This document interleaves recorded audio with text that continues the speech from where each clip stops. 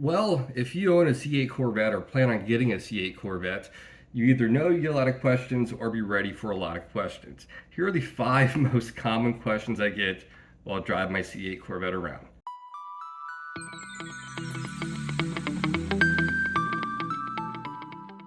All right, guys, welcome back to the channel. Happy Wednesday, almost Thursday. I got some C5Z content coming next week. Finally, we'll be doing some maintenance. I got some fuel filter work we got to do, and some hood vents and rear diffuser, a couple more little goodies before we jump on the C8, doing some parts on that guy. The garage is pretty much wrapped up, minus the lift. That's coming next month.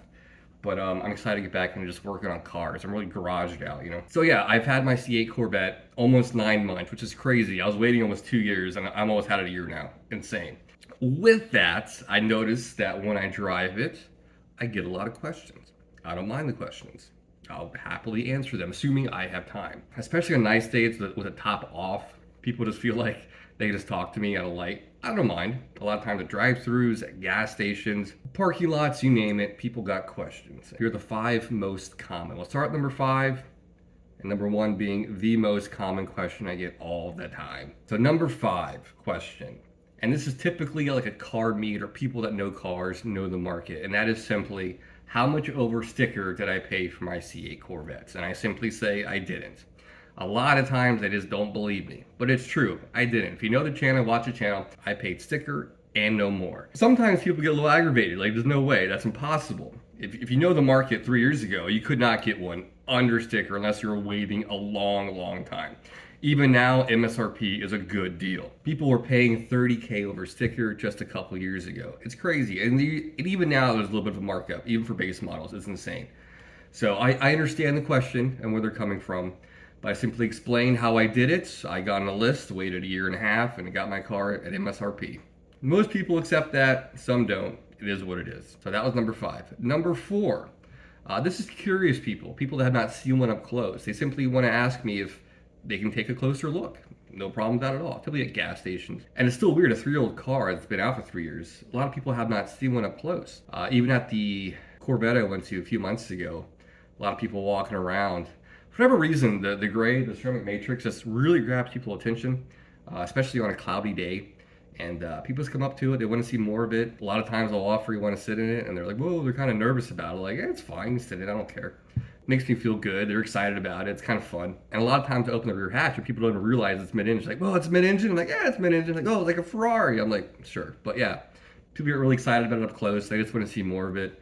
And it's neat, it's a good feeling to do that. Because I know if I was the other side, if someone was that cool, I'd be all excited about it too. I get it. All right, that was number four. Number three, this question I get more in like rural areas, the older community.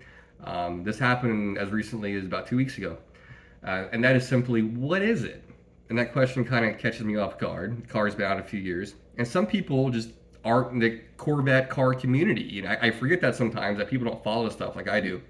And again, typically older community would say, what is that? They assume it's some European exotic. I explain it's a Corvette, American-made Corvette. And they're just blown away. Like, no way. Like, yeah, Corvette. Way. Yeah, they get all excited about it too. Like, oh, it's a Corvette. They come a long way. Like, yeah, it's pretty neat.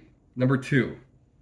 This one I get at least once a week. Remember, I work on a naval base, so I pass a guard or sentry once, sometimes twice a day. I interact with people quite a bit. And they ask me quite a bit, what was the price of this thing? And I always, if I have time, I'll say, what do you think I paid for this? And most people, I guess, easily 100K plus. And when I tell them what I paid for, 67 plus tax, they're like, no way. I'm like, way.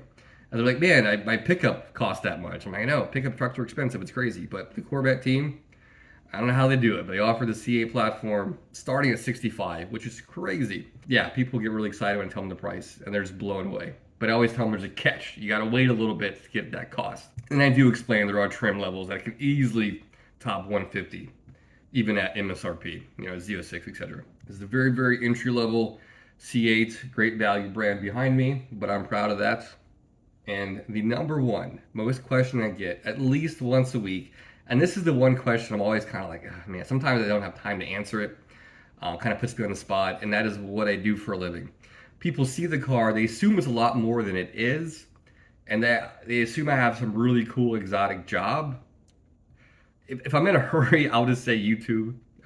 YouTube is not my primary source of income at all. This pays for like little things, little toys. But in case you didn't know, I'm an assistant site lead for a naval aviation contract.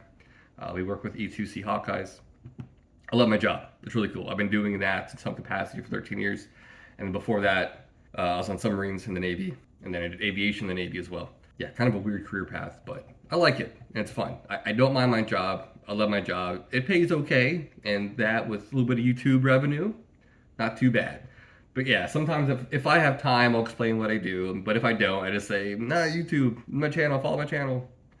But yeah, so if you plan on getting a C8, these are some of the common questions you're gonna get asked.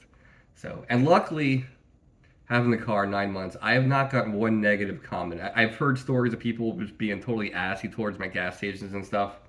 I feel like any supercar, if you will, people sometimes get a little weird about it. But luckily, I've had no negative interactions with people with the C8 Corvette, which is nice. And I think also this depends on where you live. I live in a not terribly affluent area, not a run down area. I feel like if you live in Miami or LA, no one's gonna care. Everyone drives a freaking Ferrari or Lambo. The more rural you get, the more people are curious. I've noticed, so which is kind of cool. Yeah, when I'm driving off the beaten path, in the middle of nowhere in Virginia, or even Outer Banks or something, people are a lot more curious, which is kind of cool. I kind of like that. So, and again, I like answering the questions. I have no problem at all. I'm a people person. I like talking. I thought this would be a fun little video, just in case you guys are curious. There you go. So, all right, guys, I'll see you guys next week for some fun C5 Corvette videos. Oh, and I have a product review coming this weekend too. I might get this out this weekend. We'll see. It's one of those really annoying things I always see pop up on my feed, and I bought it because I'm a sucker, but I'm gonna review it for you guys. So I think you guys will appreciate it. So, all right, guys, I'll see you guys maybe this weekend, but if not, next week. So until then, take care. Mark out.